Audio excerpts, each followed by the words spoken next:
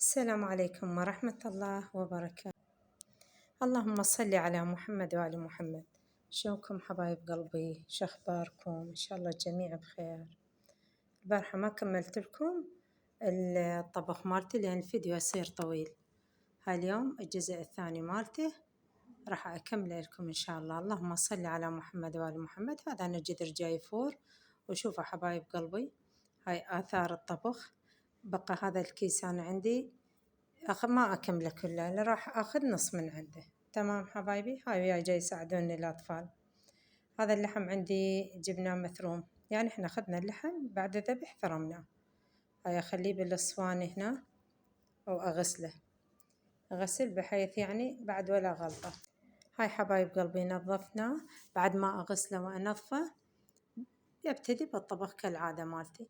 اللهم صل على محمد وآل محمد. هذا المعجون حبايب قلبي، وهذا التمن بدايته وراح جاي أضيف عليه. تمام أنا غسلته. العفو، البصل ثرمته، والله تعبانة بس قلت خلنا ننزل فيديو. أعتذر حبايب قلبي يقول ما يسحق مو عراقي. هذا البصل باعه ثرمته، أريد المي مالته يعني تنشف الرطوبة مالته، بعد راح أخلي عليه الزيت. حبايب قلبي البارحة القصة اللي تكملته هاي بعد ما أنا قليت المعجون هم بجدر ثاني وجاي أنزل عليه، وبعدين أنزل عليه القيمة اللي بقت. أنا سويت قسمين لأن القدور كبار، فقسمت الاثنين نفس هذا الطبخ وذاك بيه اللحم. جايتكم إن شاء الله بالخطوات. هاي البنية البارحة اللي تقول أنا قولوا لي يعني أترك أو أبقى وياه على مود عائلتنا، إحنا نتحمل كل شي حبيبتي. قلت لها أني تقول أبو حيثان تعبت وياه، المجازي رب العالمين يا عمري، وإذا هو الله يهديه إن شاء الله ينتبه لك، ونقول ما غير إلا ندعى له بس الدعاء. تقول فهم أهله بكل شيء يتدخلون. تقولوا حاليا يريد يتزوج يريد يجيبها يمي، فما أعرف تقول شلون يعني أتصرف وياه وأنا يتيمة. أبوي توفى له تقريبا 6 سنوات، وأمي شبه ميتة لأن مقعدة ويعني على كرسي متحرك. تقولوا أنا عائلتي خطية، بناتي يعني ينقهرن عليه من يشوفني، رغم أن أنا ضحيت وذهبي بحته وما عندي اعتبار. انتوا تعرفون الأخو بهالوقت مو كلهم هم سوا، بس أكثرهم الأخو مثل ما يقول أخو مرته. الله يهدي الجميع إن شاء الله. فتقول مرات أقول أشتكي عليه عيب من الناس، أني حتى ذهبي انطيته إله. الله يهديه يا رب إن شاء الله ويحنن قلبه عليك. حبايب قلبي هذا اللحم أنا جاي أحمس بيه، سويته قسمين مثل ما قلت لكم على جدرين. هذا جدر برا بالطرمة وهذا هنا خليته على الطباخ. ندعي الهداية إن شاء الله والرحمة والمغفرة لأمواتنا. أي والله، وبحق هذا الشهر البريء كان يهدي العوائل. يشوفون كثرة المشاكل وكثرة ما أعرف الناس ليش هيك. أولا إحنا مثل ما قلت لكم إحنا مو ملائكة يا بنات الحلال، وأكو بيهم لا طيبين والله يعني، ويحترمون عائلتهم يحترمون المرأة، يعني مو على كل شيء ورأس المعدة. أنت ما صار معلوم يا ابن الحلال راح تتزوج يجيب لك واحدة صغيرة، ومثل ما يقول أطر شيباتي بيها أرجع شباب. شنو ترجع شباب يعني شنو؟ أنا والله ما أعرف هيك هواي الرجال يقولون هيك. أنت راح من توقع ويصير بيك شي راح يعني تهتم بالمليون وحدة، أصلا ترجع على مرتك وعائلتك، لأن هي هاي أعرف بيك وهاي القضت صاحبة العشرة.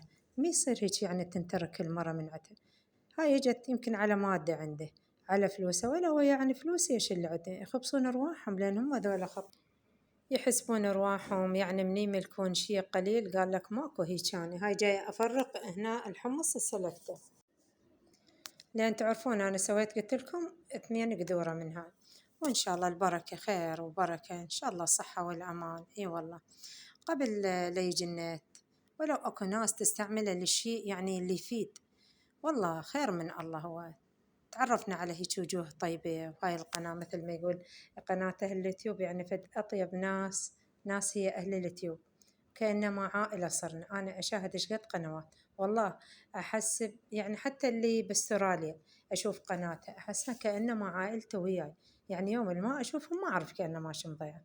فما أعرف العشرة على الرجال أكو بهم، يعني ما نقول كلهم، أكو رجال وأكو مرة. طبعا هذا معجون الطماطة هذه فجاء عليها بعد ما حمست المعجون هذا عصير الطماطة أذبها عليه، وأحمس ويا اللحم. خليت البهارات مال قيمة و7 بهارات ورق غار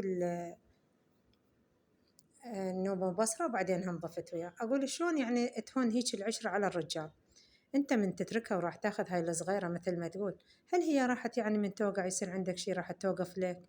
راحت يعني أنت شوف سعادتك وياها، أنت تشوفون هيك هاي السعادة؟ تصرفون على ناس ما تعرفوهم، وي والله أنا أشوف سعادتي هي هاي السعادة؟ لا يا أخوان، غلط. مفروض الرجل ينتبه على بيته، على عائلته، على زوجته، يشوف النقوصات اللي عندها. يعني شنو اللي ناقصة أعتني بيها. هذا طبعا الجذر الثاني اللي قلت لكم عليه، هم راح كالعادة حبايب قلبي. أنا مو كل التصوير، هاي شوفوا بعد ما استوت وأنا أريد هذا الحمص نجر فد مرة، والعدس ذاك اللي مجروش وهذا بقى صحيح بس مستوي فد مرة. يعني شلون احنا نقول المرض مرض، بس بقت الحباية عامرة مالته هيك نص منها. وهم كالعادة هاي شوفوا حبايب، يعني ولا أروع وأحسن من التكاتف الأسري. يعني ما أعرف هذا النت يعني من أكو ناس فاتها واستغلته ما شاء الله، وأكو ناس لا والله، يعني اللعب مثل ما يقول بالعوائل لعب من عته. ندعي الله أن يستر على أمته بحق محمد وآل محمد. هاي بعد ما حمستها ويا البهارات، طبعا الريحة ولا أروع من عته. أنا مو بالطرمة برا بالجراج بالحوش يسموه بعض التسميات حبايب قلبي، تخبل الريحة ولا أروع من عتها ما شاء الله. وجن بعدين الجيران قالوا نريد نساعدك ناخذ بركة، قلت لهم أنا مكملة ما عندي. اللي جاي يحرك الجدر، واللي بدت يعني تقدم لي الأغراض. طبعا هاي الأغراض اللي أنا راح أصب، هاي المواعين، الأغراض اللي أصبن بها إن شاء الله بعد ما أكمل الجدر. ما باقي لنا شي. هذا التمن أنا مثل ما قلت لكم أركبه وأخلي عليه من هاي السفر. شوفوا شلون. طبعا تمن الحصة ما أكذب عليكم، ما أنا ما أحب ذاك التمن. أكو بي يركبون، إحنا عندنا بالموكب يعني ركبنا من عنده ذاك، بس أنا هاي عندنا خير من الله طبعا، وصار خير وبركة. ندعى هاي بعد ما يعني بديت الصلاة. مثل ما قلت لكم ماكو أحسن من العائلة ولمتها، والله إن شاء الله يجمع بحق هالشهر هذا المحرم البريك، يجمع كل عائلة إن شاء الله بالهدوء والسكينة والوقار والمحبة والألفة. شوفوا حبايب قلبي شلونها تخبل تخبل. طبعا أنا هسه جابوا القدور يمي ما صورتها، والله تقولين ما أعرف شنو، سيارات وقفت وخير من الله. أنا جاي أصب أنطيهم وأرجع أصب هذا بالمواعين. تقول فاني بقيت قاعدة ما أعرف إيش أسوي. هاي البنية قصتها بقت يعني هدوء سكتة مثل ما نقول. هو يبقى حلين، أو يعني يتزوج ويقعد وهي قابلة، أو لا يعني هو يروح يتبع نصيبه وهي تقعد على جهالها. إذا هي بيتها العيشة يعني وهي مربيتهم وهكذا من عندهم، لأن هو بعد ما مثل ما يقولون ما العشرة وقفت بعيني. أنا لهنا راح ينتهي طبعا الفيديو مالتنا حبايب قلبي، ولا تنسون اللايك والاشتراك لأن هذا يصعد القناة. هسه حاليا وقت الغروب راح يصير يعني حتى الدنيا العصر، وإن شاء الله صحة والعافية والله يمن على كل أسرة إن شاء الله. هاي الجذر الثاني حبايب قلبي. شوفوا كالعادة أنا قاعدة برا يعني ويا الغروب، إن شاء الله أكمل أصب وكله خير وبركة، وأني من علينا بالأمن والأمان. هاي ما كانت عندنا التقاليد والهاي، والله كانت كلها ناس هيك على الفطرة على الفطرة، ناس عرب كل شي ما تعرف، ومحنة وأصول عندهم، وأكو بهم طيبين هسه إحنا ما نقول كلهم يعني، وعندهم محنة. يشوفون المدارس ما أعرف ليش هيك اللعب بيها البيوت العائلة وها تجين على الموظف ما أعرف إيش بيها. طبعا الدنيا ما نقول إحنا تغيرت، إحنا نقول تغيرت لا والله بني آدم.